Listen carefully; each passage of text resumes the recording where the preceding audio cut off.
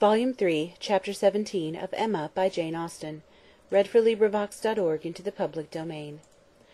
Mrs. Weston's friends were all made happy by her safety, and if the satisfaction of her well-doing could be increased to Emma, it was by knowing her to be the mother of a little girl. She had been decided in wishing for a Miss Weston. She would not acknowledge that it was with any view of making a match for her, hereafter, with either of Isabella's sons, but she was convinced that a daughter would suit both father and mother best. It would be a great comfort to Mr. Weston as he grew older, and even Mr. Weston might be growing older 10 years hence, to have his fireside enlivened by the sports and the nonsense, the freaks and the fancies of a child never banished from home; and Mrs. Weston, no one could doubt that a daughter would be most to her, and it would be quite a pity that any one who so well knew how to teach should not have their powers in exercise again.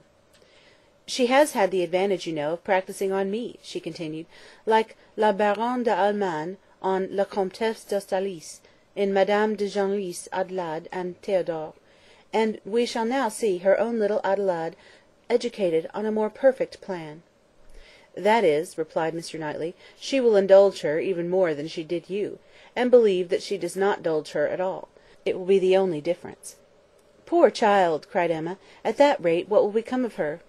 "Nothing very bad, the fate of thousands. She will be disagreeable in infancy, and correct herself as she grows older. I am losing all my bitterness against spoilt children, my dearest Emma. I, who am owing all my happiness to you, would it not be horrible ingratitude in me to be severe on them?" Emma laughed, and replied, "But I had the assistance of all your endeavours to counteract the indulgence of other people. I doubt whether my own sense would have corrected me without it." "Do you? I have no doubt. Nature gave you understanding, Miss Taylor gave you principles. You must have done well. My interference was quite as likely to do harm as good. It was very natural for you to say, 'What right has he to lecture me?' and I am afraid very natural for you to feel that it was done in a disagreeable manner. I do not believe I did you any good. The good was all to myself, by making you an object of the tenderest affection to me. I could not think about you so much without doting on you, faults and all, and by dint of fancying so many errors, have been in love with you ever since you were 13, at least." "I am sure you were of use to me," cried Emma. "I was very often influenced rightly by you, oftener than I would own at the time. I am very sure you did me good. And if poor little Anna Weston is to be spoiled, it would be the greatest humanity in you to do as much for her as you have done for me, except falling in love with her when she is 13.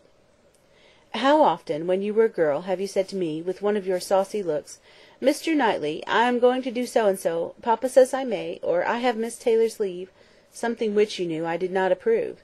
In such cases my interference was giving you 2 bad feelings instead of 1. What an amiable creature I was! No wonder you should hold my speeches in such affectionate remembrance. Mr. Knightley, you always called me Mr. Knightley, and from habit it has not so very formal a sound. And yet it is formal. I want you to call me something else, but I do not know what. I remember once calling you George in one of my amiable fits, about 10 years ago. I did it because I thought it would offend you, but as you made no objection, I never did it again." "And cannot you call me George now?" "Impossible! I can never call you anything but Mr. Knightley. I will not promise even to equal the elegant terseness of Mrs. Elton by calling you Mr. K., but I will promise," she added presently, laughing and blushing, "I will promise to call you once by your Christian name. I do not say when, but perhaps you may guess where, in the building in which N takes M for better, for worse." Emma agreed that she could not be more openly just to one important service which his better sense would have rendered her, the advice which would have saved her from the worst of all her womanly follies, her wilful intimacy with Harriet Smith, but it was too tender a subject. She could not enter on it. Harriet was very seldom mentioned between them. This, on his side, might merely proceed from her not being thought of, but Emma was rather inclined to attribute it to delicacy, and a suspicion, from some appearances, that their friendship were declining. She was aware herself, that parting under any other circumstances, they certainly should have corresponded more, and that her intelligence would not have rested, as it now almost wholly did, on Isabella's letters. He might observe that it was so. The pain of being obliged to practise concealment towards him was very little inferior to the pain of having made Harriet unhappy. Isabella sent as good an account of her visitor as could be expected.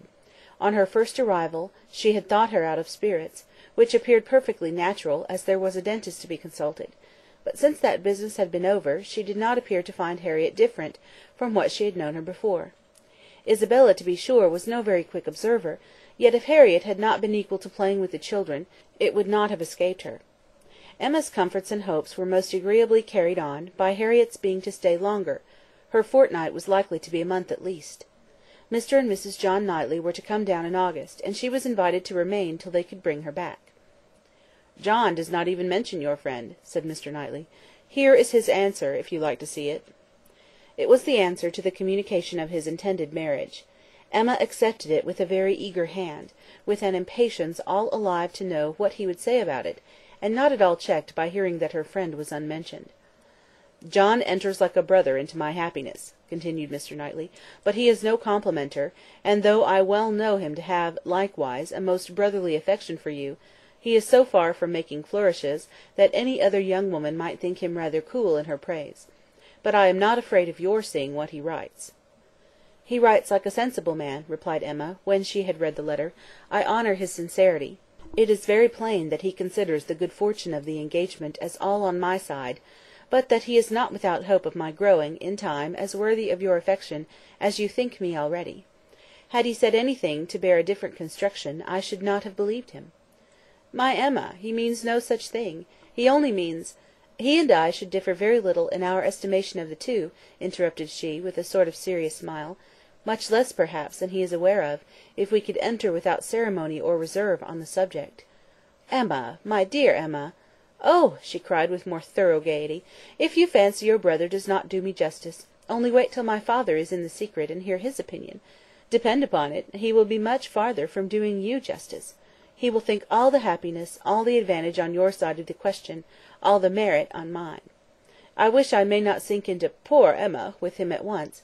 His tender compassion towards oppressed worth can go no farther." "Ah!" he cried, "I wish your father might be half as easily convinced as John will be, of our having every right, that equal worth can give, to be happy together. I am amused by one part of John's letter.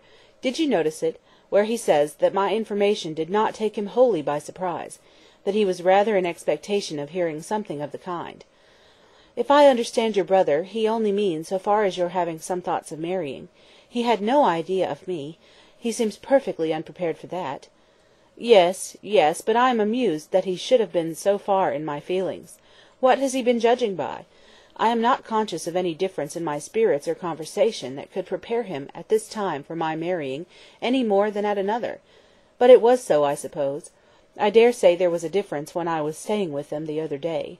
I believe I did not play with the children quite so much as usual. I remember one evening the poor boys saying, 'Uncle seems always tired now.